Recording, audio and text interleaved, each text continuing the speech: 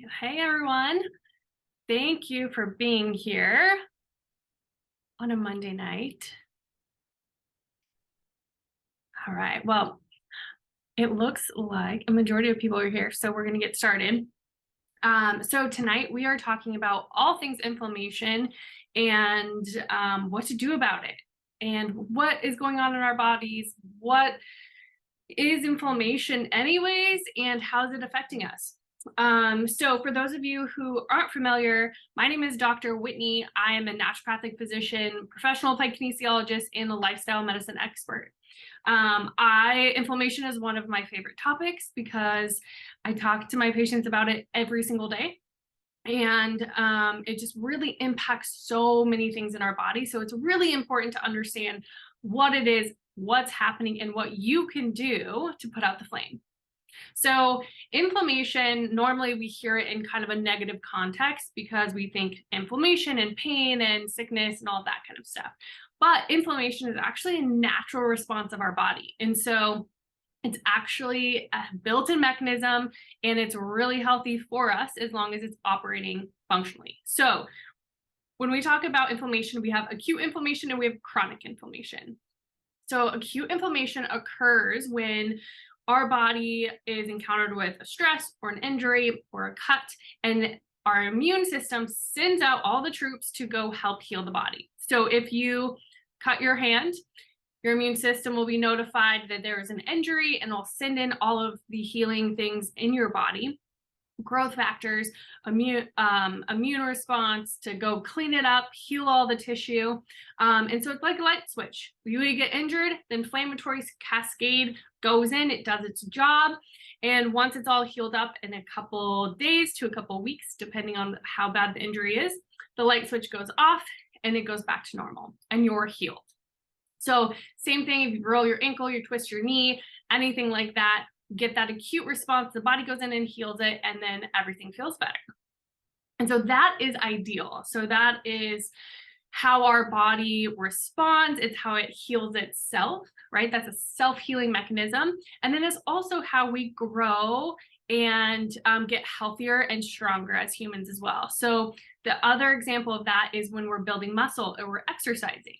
So we build muscle, it breaks down, the body goes in and repairs it, and we get stronger over time.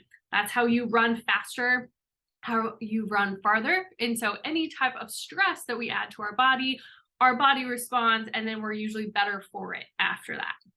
So those are acute situations where our inflammatory cascade is really important, and it helps us become better humans in multiple ways. And so the other thing that happens is that when we talk about chronic inflammation is what we mostly hear about. So this is when we just have this low grade amount of inflammation that is just wreaking havoc on our body. So it can be in our joints and tissues to the point that it's causing, inflamed, achy, painful joints, or it can be systemic where our whole body is having a lot of issues. And so what chronic inflammation is that light switch, instead of being an on and off switch, it ends up being a dimmer switch that doesn't shut all the way off. And so we end up having too much inflammation for too long. And so it ends up being this low grade fire that is just burning throughout our body. And no tissue is exempt from this fire that's burning. And so when we think about chronic inflammation and our body's immune response, or its ability to go put out the fire, think about it as a wildfire. So it's going throughout your body, and your body is constantly called upon the troops to go in and heal it. So when we have it all over, right, our immune system and those little guys that are out there to clean up the mess and to put out the fire, they're spread really thin. And we have more and more inflammation coming in, and they're trying to put out the fire as much as possible, but they just don't have enough resources to do it. And so it ends up being more of like this smoldering, low grade fire that keeps burning. And so that makes it also really challenging for our body to heal, because we just don't have the capability. We don't have enough troops to go in there and heal our tissues. And so one of the things that we we see with this is that when you have an injury, so we'll say you hurt your knee, and your body gets notified and they're like, oh, hey, we have an injury. We need to send in some help to go heal that up.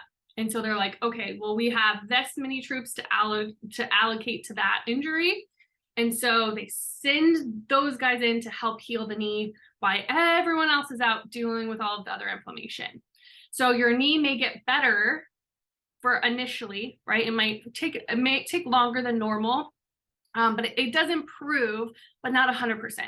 And it's one of those injuries that ends up being like, well, my knee has just never been the same since blah, blah, blah injury. And that's just because the body did not have enough resources to go in and heal that injury completely. And so when we, that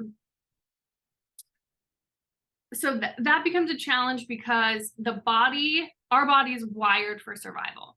And so the most important thing is that our body is protecting our brain and all of our vital organs in our torso, right? That's why they're called vital organs, because they're needed for us to survive. And so when we have low-grade inflammation that's systemic or affecting our whole body, it's more important that they work on putting out the flames here than on your knee, because we can live without our knee, right? We can chop off a limb and still be a functioning human. And so it's kind of like, oh, well, we did enough so that you can get back to just living your life, but we don't have enough to heal you up because we are so busy putting out the fire in more important places. And so when we have that low-grade simmer, it literally starts to melt our body from the inside out. And so again, like I said, no tissue, no organ system, nothing is off limits when it comes to this. And so it just really eats away at our joints and our ligaments and everything else that it's going on.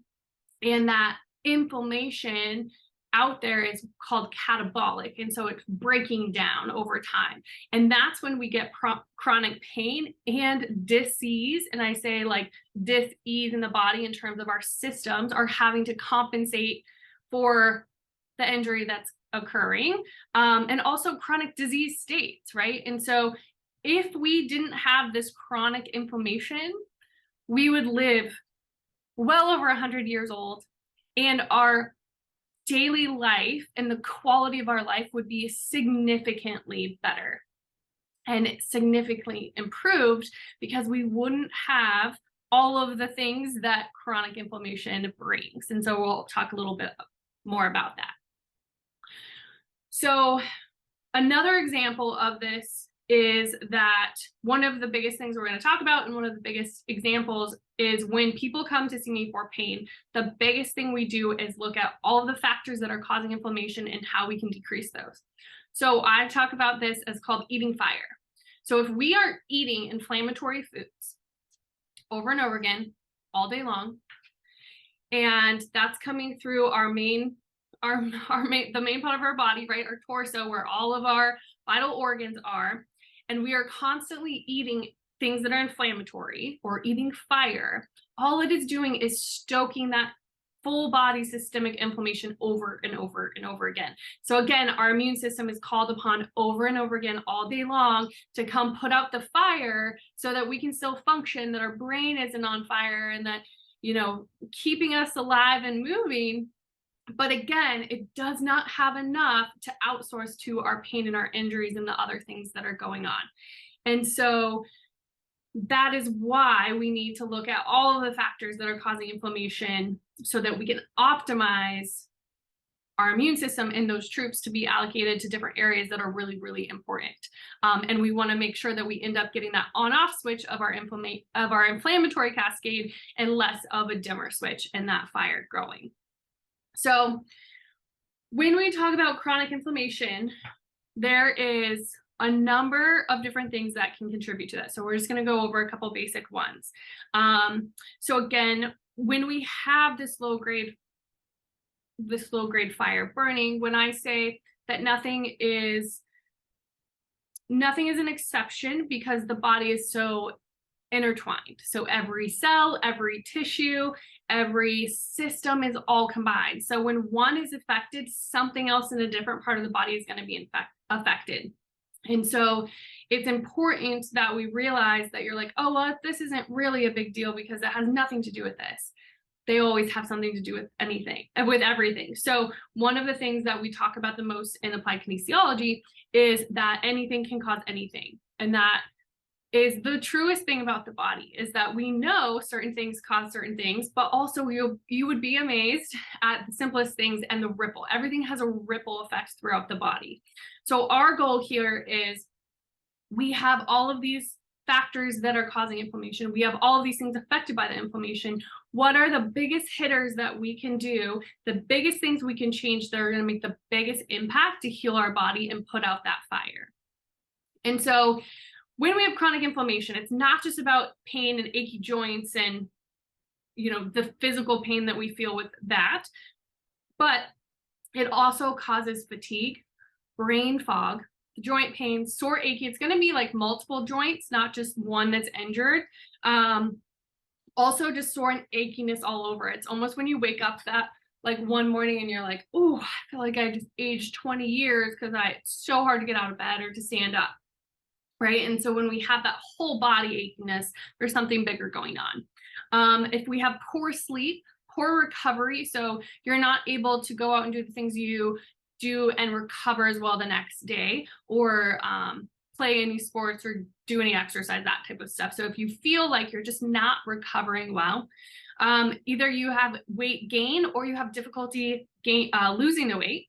And then frequent infections or, like colds or coughs that linger. So you don't have them for like a week, maybe 2 tops, but you end up dragging them out for 4 weeks or 6 weeks. And you're just like, man, I just like can't kick this, right?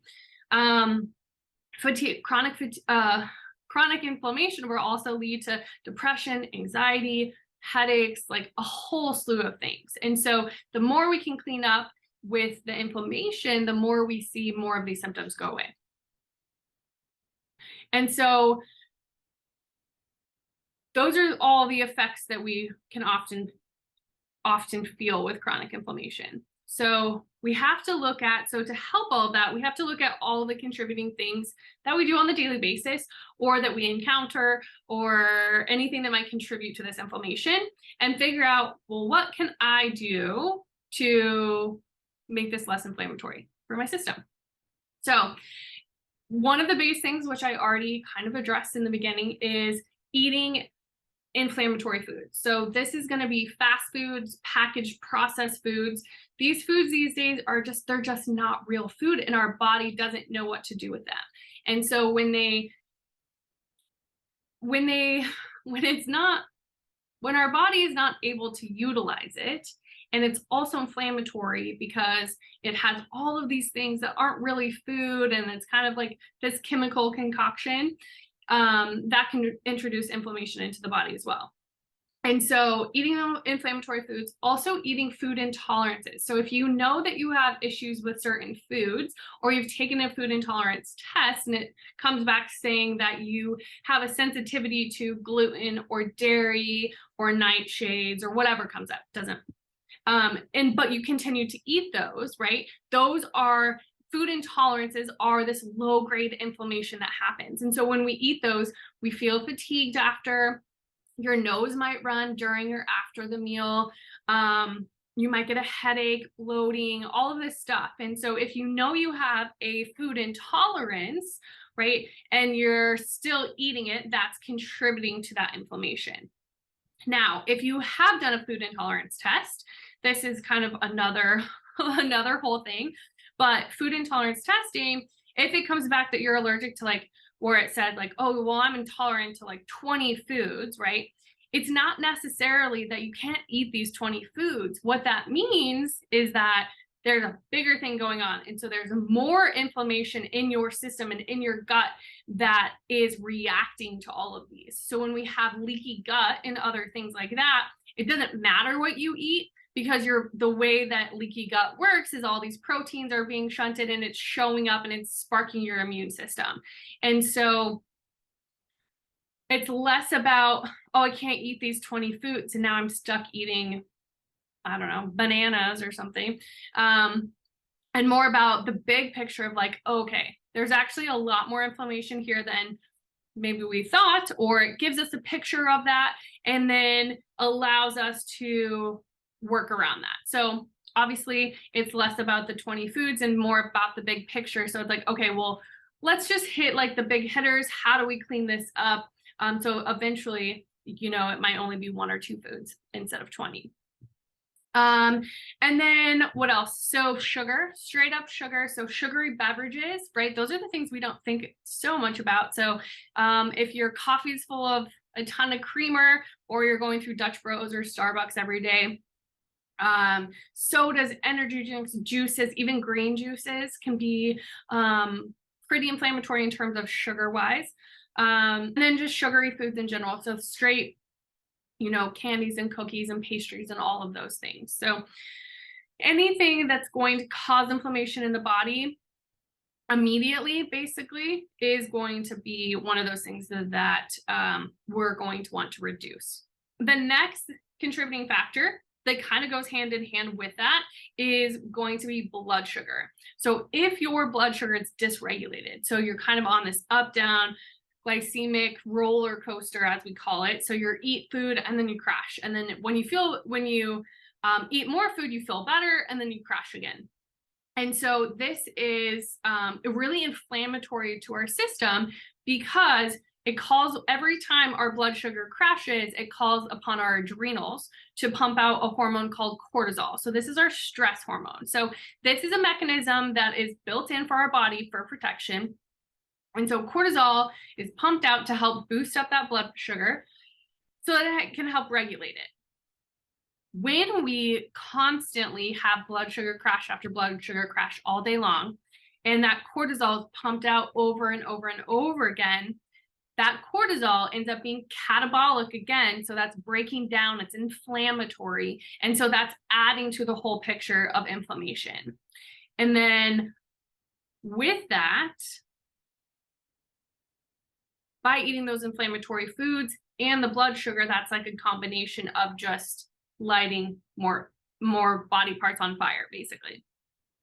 So then the next contributing factor, which is something that we all experience, is stress.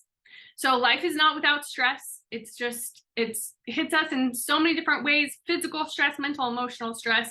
And so stress acts on the same mechanism. So stress calls upon your adrenals to kick out cortisol again. So this is more of like that fight or flight, that survival mode, but we live in it every day, right? So that was built in for our safety, so that back in the day, in caveman days, we used to run from a tiger when we were in trouble, or cortisol and our adrenaline would pump out and we would be able to escape.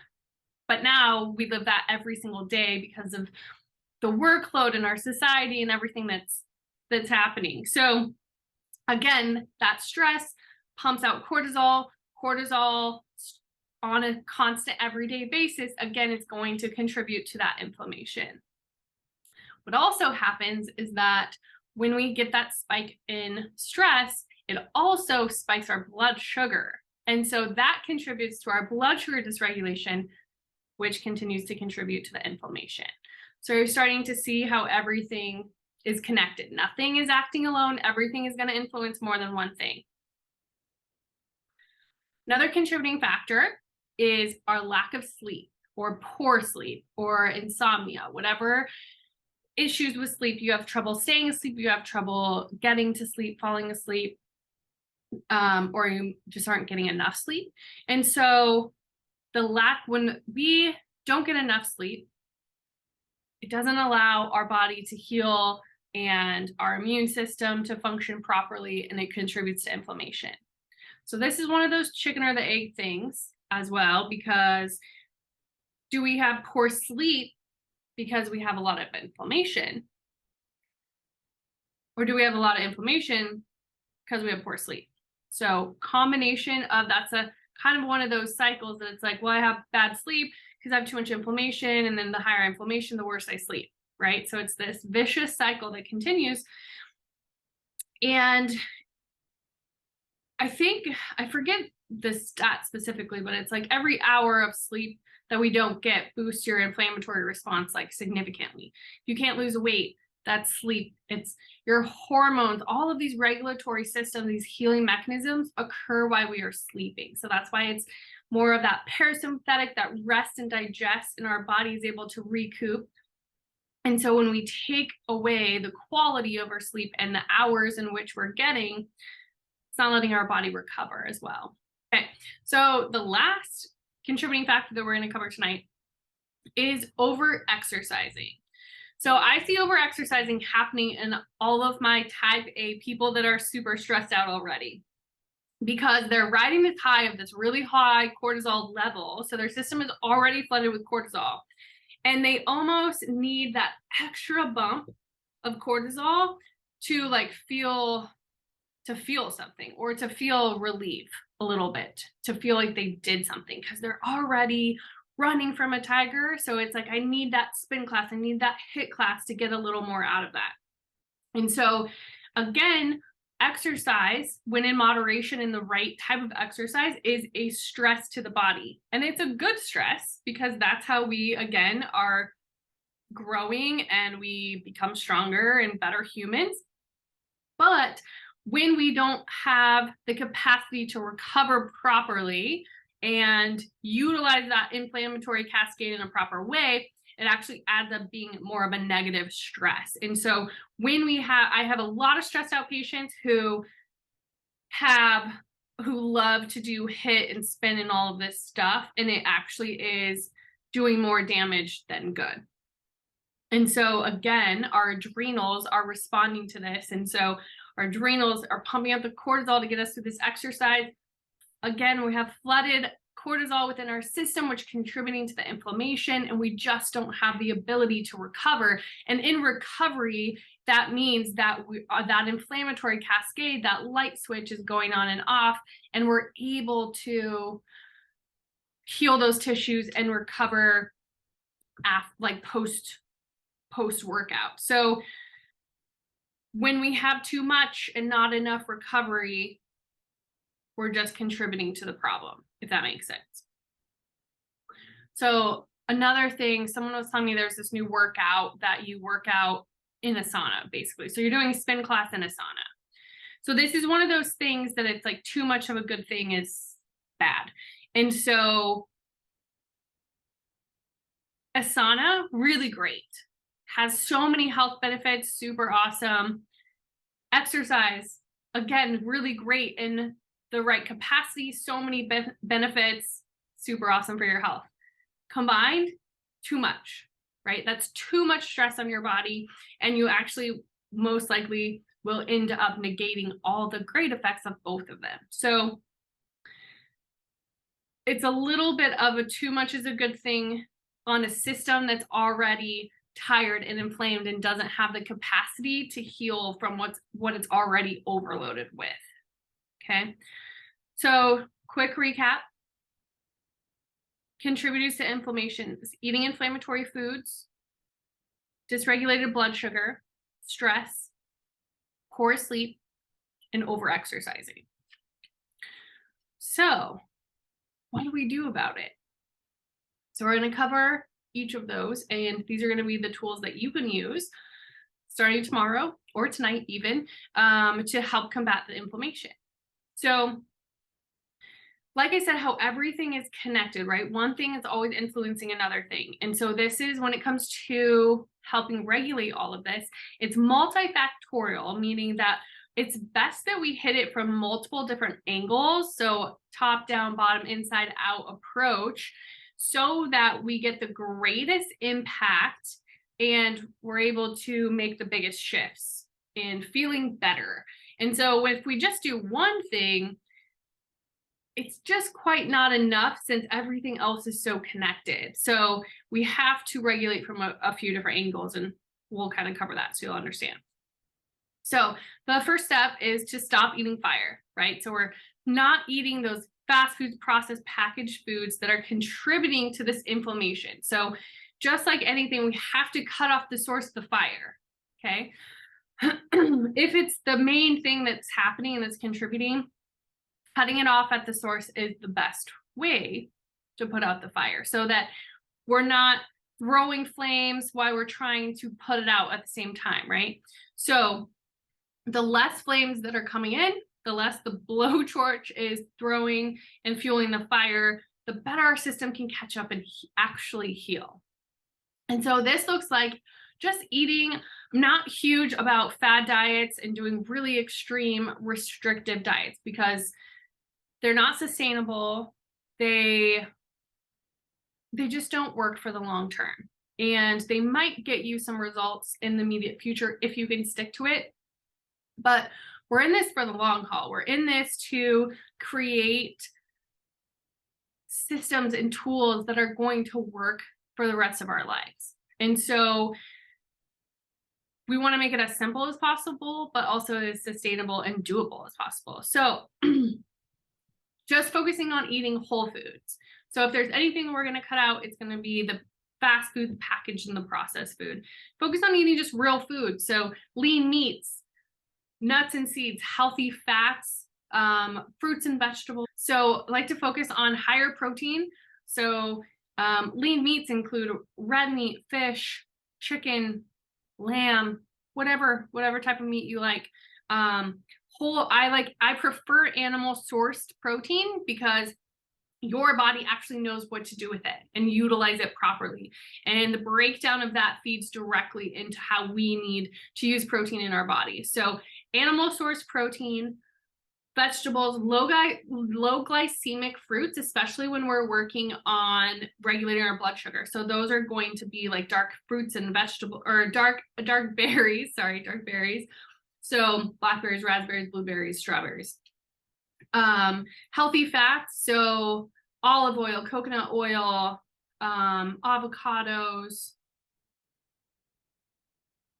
raw milk, if you can tolerate dairy. People are doing a lot better with raw milk than processed.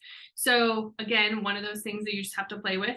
And so just focusing on eating whole foods that come from the earth and that are coming from healthy sources, because there's so much variety in there. Food that is coming from nature is the best and easiest way to eat. And that leaves a lot of variety. So it seems restrictive when you cut out processed and packaged foods. But when you compare the basis of the food and what your body can utilize versus looking at the calories. Okay, so eating whole foods, we're looking at nutrients. We're filling our body with nutrients so that it can heal and utilize everything. With the processed and packaged food, we have a lot of numbers, but we don't have a lot of actual food that can be utilized when we eat it.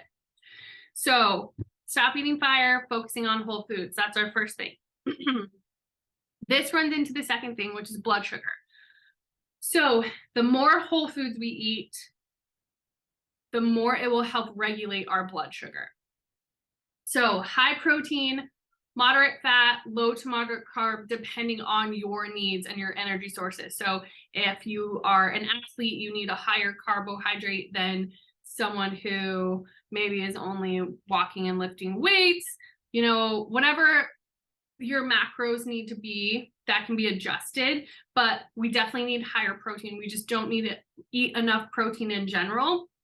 And so the rule is about 1 gram of protein per pound of body weight. And so that's a lot of protein if that's something that you don't normally eat. So that's going to be between 30 and 50 grams of protein per meal.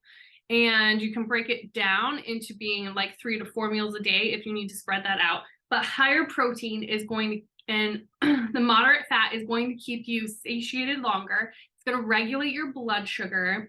And because it's coming from healthy sources, it's going to lower inflammation because we're not putting any inflammatory things into the body. When we focus on the whole foods, our body can utilize that and it's going to help regulate across the board. Okay, third thing we're going to do is manage stress. Okay, again, life is not without stress. It comes in multiple different ways. Sometimes it comes in threes. So we just have to figure out how to manage it and how to create space so that when we are faced with stress, that it doesn't totally throw us off our rocker and we're able to come back from it and recover more quickly. And then it doesn't have a deep ripple effect on everything else. The one thing that I found to be the most beneficial for myself and for my patients is meditation. In whatever way that works for you, guided meditation, it can simply be sitting down quietly with nothing for 5 minutes. That's enough.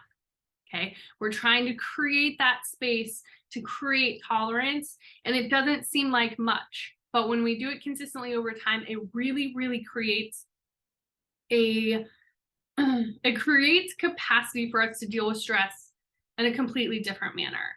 And so using guided meditations, apps, maybe just go sitting somewhere for 5 minutes quietly, like whatever resources you need to do something, like create some kind of practice like that daily, and it will start to change everything for you.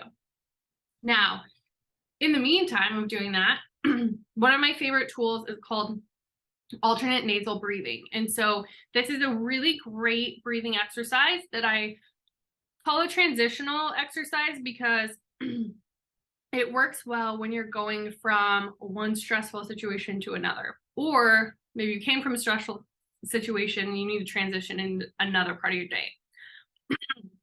So for example, is that you sit in traffic and you're like stressed and you're late.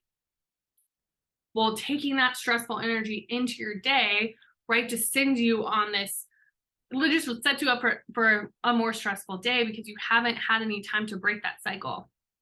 And so when you get a chance, or like sit in your car for 2 minutes, do this breathing exercise before you go to the next thing, before you go into a big meeting, after a big meeting, before you have to start work, sitting in your driveway, in your car when you get home, do this breathing exercise before you go in. So it's like leaving your day behind before you step in and transition to be present with your family or your partner or whatever is happening after work.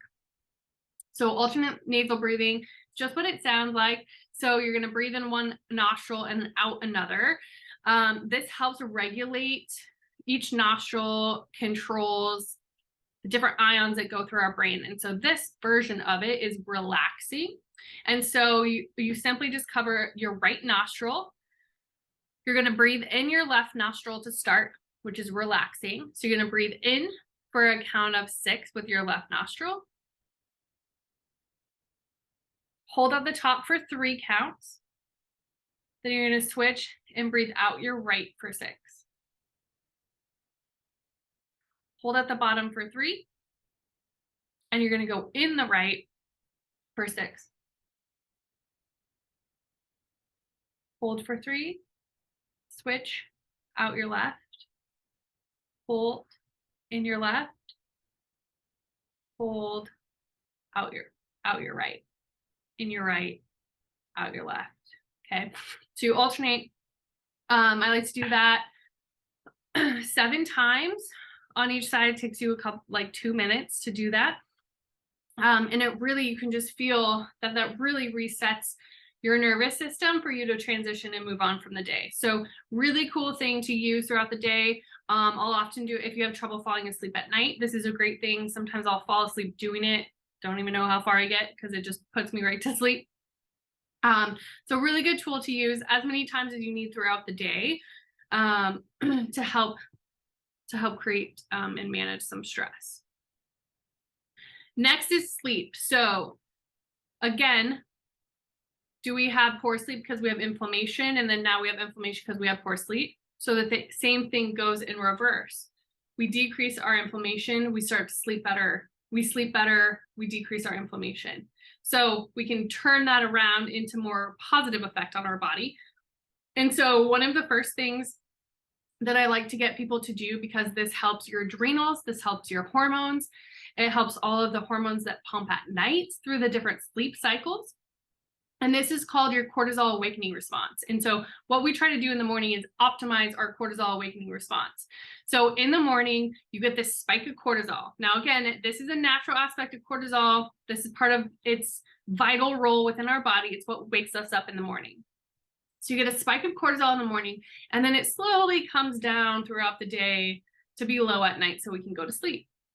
What happens when we are fatigued and tired and stressed out is that our cortisol awakening response gets lower and lower.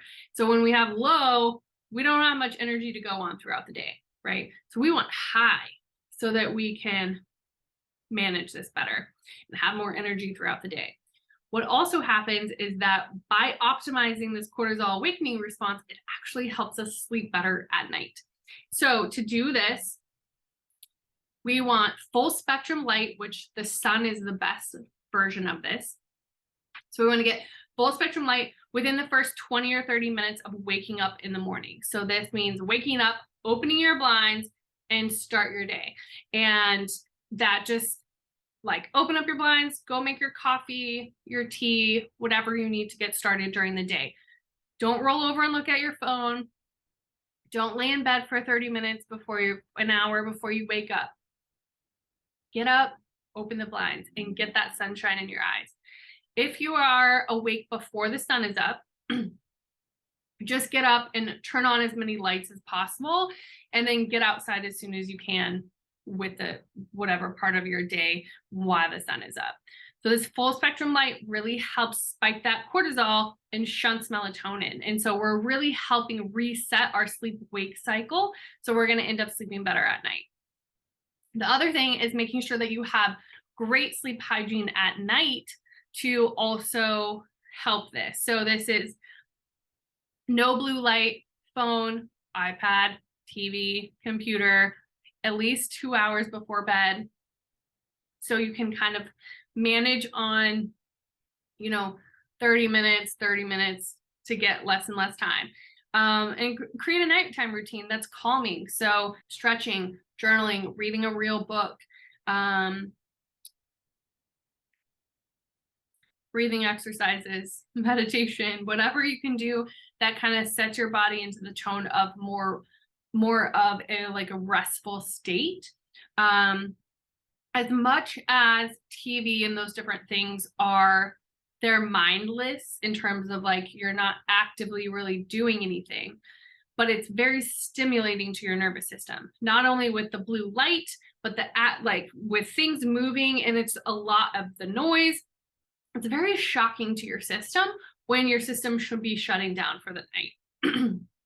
And so helping reduce that on top of boosting your cortisol awakening response in the morning is really, really significant to improving getting better sleep. Lastly, when we talk about exercise, so the best exercise when we are super inflamed and have some things going on is walking and weights.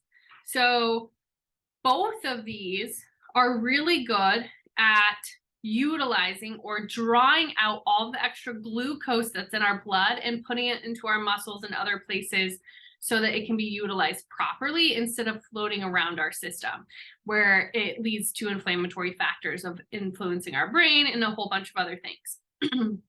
So this helps regulate your blood sugar, and it helps feed your muscles and decrease your inflammation. So walking for 10 or 15 minutes after a meal will help utilize that glucose. And then of course, lifting weights, and we're not only strengthening our entire body, our muscles and our ligaments that are being impacted by the inflammation, but also helping draw in that extra glucose from our blood. The other thing I like to do is implement silent walking. So this means no cell phone, no podcast, no music, just go for a walk. And a silent walk, because what this does is very similar to meditation, is that it is going to increase your capacity in your nervous system to be able to handle stress and different things that are coming your way. Again, because we are so overstimulated all of the time that it feels really uncomfortable to not have background noise and music and things happening. And so when we step back and we go on silent walks, it actually allows our nervous system to revamp and relax and process. And it creates this space so that when we're feeling overwhelmed, we're feeling stressed out, our brain is able to sort things out. It gives us more clarity, gives us more energy, because we're not bombarding our system with more noise and more thoughts and more things that are going on. So to recap, what we're going to do to help extinguish the flame of inflammation, stop eating fire, focus on eating anti-inflammatory whole foods, regulate our blood sugar. Both of those go hand in hand. We're going to manage our stress. We're going to get better sleep by stimulating our cortisol awakening response and creating a good bedtime routine. And then we are going to walk and lift weights. And most importantly, we're going to go on a silent walk. So does anyone have any questions? All right, so many great questions. And that is why I created the program that I created. And so this is my offer to you, is that everything that I do with my patients outside of what we do in the office in terms of muscle testing and all the other things we find is that we are always working on decreasing as much inflammation as possible. And so all of the things that we talked about plus more are building that foundation and building that bulletproof body that allows you to handle stress better, handle exercise better, lose that weight, feel more energetic, get better sleep, right? Reduce that joint pain and those muscle aches, and decrease that anxiety and depression, and have more clarity and like zest for life. When we have these strong foundations built in and we're decreasing this inflammation, it's like opening the door to it's like going from black and white movie and opening the door to color. It's a whole nother life. You are going to experience life on a whole new level when we are able to decrease all of this inflammation, because it's impacting so many things. And so that's why I built the Bulletproof Your Body program, is how do we build these foundations? How do we get you to become so bulletproof that you're empowered with what you're doing with your health, and you can take on everything that's coming your way and out in the crazy world and do it with confidence, knowing that your body can heal itself and that you know exactly what you need to do to, you know, navigate all the things that life throws you. So Bulletproof Your Body is a 12-week program. So we're going to cover more topics. We're going to deep dive into all the things we talked about and more tonight. We're going to cover more on nutrition, sleep, stress, nature, the basics of being human. Like, we have forgot all of the basic things that we just need to simply live our lives, and bringing those back in brings us so much more connection to ourselves and our health, into our family and all the people we love, and into the world. So human connection is super important. Our mindset about health and healing, a whole different approach to what it means to live a healthy life. We're going to talk about environment and environmental toxins. So from what's in your kitchen and your cleaning products and your beauty products and all of those things, hydration, muscle, movement, and prevention, and building this foundation of health. So we're going to cover all of those topics and more in depth. We're going to have weekly live calls just like this. So we'll go over the topic. We'll do a Q&A. We will, there's tons of resources and handouts and easy things that are easy to implement into your life, and gives you all of the tools and the knowledge that you need to build a bulletproof body and decrease this inflammation and start to feel better. So getting rid of your pain, decreasing inflammation, and we're going to optimize your life and your health as a whole. And so this is going to give you the power to put your health in your own hands, to keep you out of doctors' offices, and to build trust within your body and know that it can heal. So since you've stayed on the webinar, I have an offer for you. Thank you for coming tonight. And I'm so glad. I hope you guys got so much out of it. And I would love to hear from you, what you think. If you have any questions, please let me know. I will send out a follow-up email with all the details on how to register for the course, and all the links and the early bird specials and all of that. So thank you again for being here. Have a great night, and I will talk to you soon.